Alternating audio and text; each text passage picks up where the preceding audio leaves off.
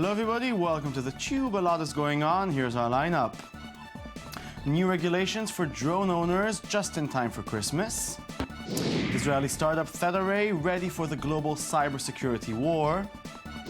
New Snapchat feature turns a social media dream into reality. Saving the planet gets on top of YouTube's ambitious agenda.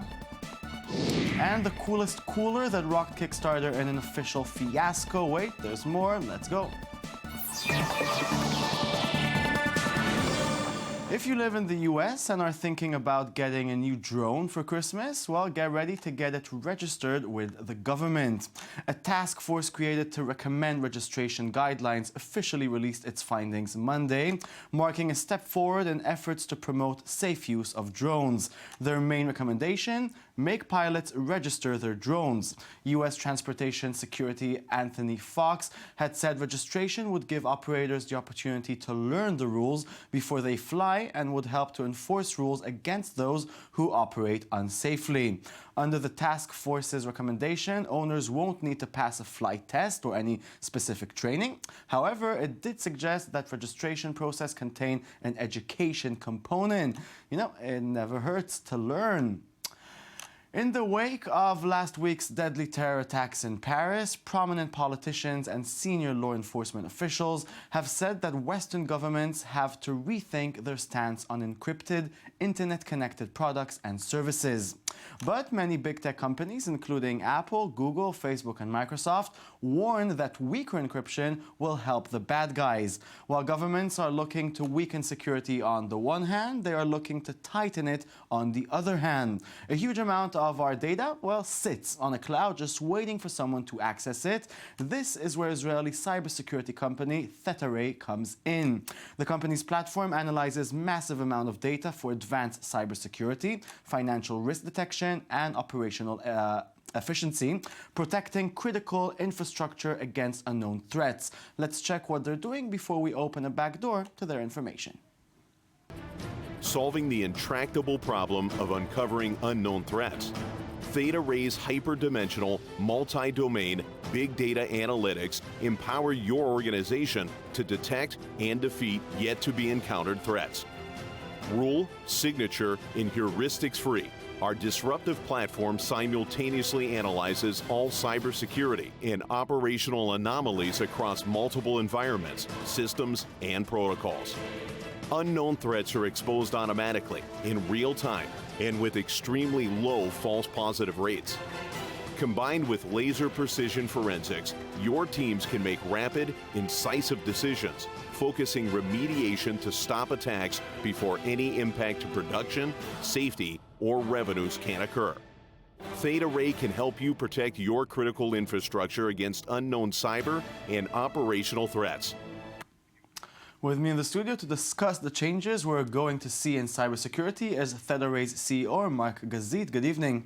Good evening, Jason. So let's talk about ThetaRay. Cybersecurity is a little hard to understand in general. Can you tell me a little bit exactly what it is? So we deal with what we call cybersecurity 2.0. The old way of cybersecurity was mainly dealing with viruses, malware, cockroaches, and other types of insects flying in your network. We deal with the impact of cybersecurity attacks, whether it's stealing money, financing terror, cybercrime, or critical infrastructure. We look at those bad guys that will try to hurt those physical assets, to steal real money, and we build our systems to protect against those bad guys. And the system is based on academic research done in two universities for the last 20 years. A very impressive algorithmic way to fight with bad guys. Yeah, when you say we look, what do you refer to as looking? I mean, what do you basically do? So based on the algorithms that were developed and the product we built, we actually provide a software product that you as financial institution can install at your premises. And when it's installed, it will constantly supervise all the financial transactions, everything that is going through your network. And that's the only way to discover massive cybersecurity attacks. Just as an example, today, one of the ways to steal money is not to try to come to a branch and steal, like shoot in the class and steal $100,000, but rather steal $1, $2, $3 from a bank account, but do it 20 million times in a row. you need very strong machines and very smart machines to identify it in real time. And that's what our system does. And that's something that actually happens? People do this method of stealing? Actually, it does happen, and unfortunately, it's used not only for not only by cyber criminals, but also to finance terror. Organizations like ISIS, when they sell oil, they can't just get a payment of $1 million or $10 million. It will be caught. It will be called money laundering, and organizations and law enforcement agencies will stop it. So the best way to do it is actually to break into tens of thousands of computers and to transfer $100 from each and every computer. Nobody will catch it.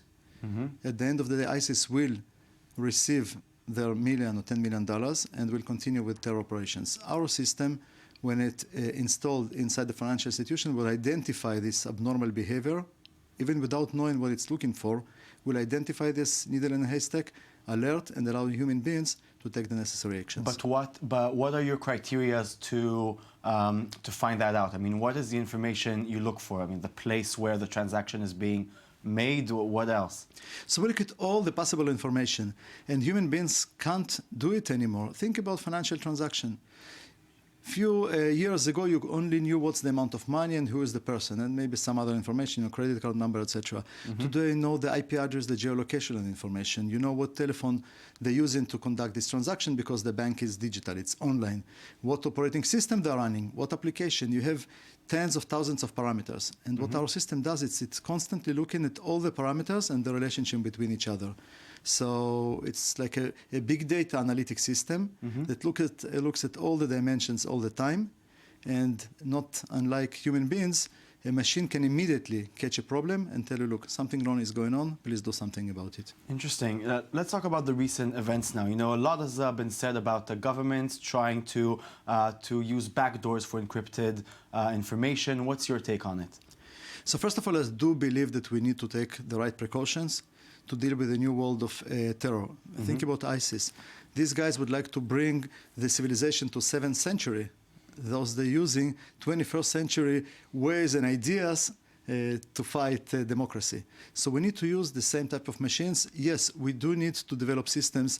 I'm not sure that backdoor is the right type, because backdoors usually being used or abused by hackers and criminals as well. And God forbid, if guys like ISIS will discover the backdoor, it might be a problem. Which the company said they will, if there will be backdoors. And you know, the law is that probably if there is a backdoor, they will find it. But there are other ways to deal with encryption. I'm representing Tetere, and what we say is that let's give machines the ability to look at this data. Machines are more objective than human beings. Machines are not biased, and they can look at all the data and really identify the bad guys without prejudice, without any sort of understanding that they were looking for a certain type of a people, just finding the bad guys. Of course, at the end of the day, human beings will need to make a decision. But I think it's about time when guys like ISIS or terror organizations using machines to fight against the world, we should, I think, ask machines to help us as well, and that's what we do. And this technology already exists. Definitely, this technology does exist. We are one of the pioneers, and when we started almost 3 years ago, we were people didn't believe it will be possible. Today, we see many companies trying to do what we do. I hope many more will do it as well, because at the end of the day, our goal is to make the world a safer place. And I think that machines can help us to make the world a safer place. You know, President Hollande talked in his recent speech about the need to change the law to accommodate new technologies. What do you think he meant by saying that? So he meant a few things. First of all, he meant that we need to update the law to allow machines to do things that maybe we don't want human beings to do. We don't want human beings to invade privacy. But I think we should let machines to get deeper in understanding what's going on. And in a way, again, I didn't see the exact proposal, but in a way, is right. We need to make sure that our legislation system is fast enough. Think about it. Most of the banks are now digital. Power plants are connected to the internet. Airplanes are connected to the internet. So we really need to change the legislation to make sure that it's up to date, because otherwise we will develop those machines, but they legally will not be able to operate. So I do agree with them. We do need to update the law. Okay, very, very interesting. Thank you very much for coming to be our guest. Pleasure to be here. Okay, we're moving on. Your internet is about to become faster, much, much faster. LifeI, a super fast alternative to Wi-Fi, is finally moving from research labs to the real world after an Estonian-Indian startup called Velmeni implemented the technology with a commercial context. The LifeI technology used by Velmeni is able to send data at up to 1 gigabyte per second, more than 100 times faster than current Wi-Fi technologies. At these speeds, a high-definition film could be downloaded in just a few seconds. The success of the pilot projects could see LifeI technology rolled out for consumers within the next 3 to 4 years. How does it work? Well, here is a quick explanation. Let there be light. LifeI uses light, and in particular LED light, to transmit data wirelessly. We can use laptops, we can use our smartphones to access the internet using ordinary off-the-shelf LED light bulbs. That will enable us a completely new connected world.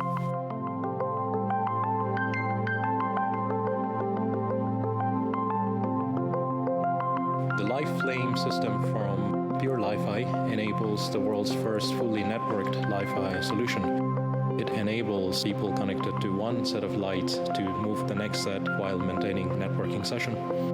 All of the lights are hooked up to access points. These access points communicate over the backbone network. In the future, we will be going from mobile networks to Wi-Fi to LifeI. Light doesn't penetrate through walls, therefore somebody outside a room would not be able to intercept with an ongoing wireless transmission. With light, we would be able to transmit data more securely. Our ambition is a world where light becomes data.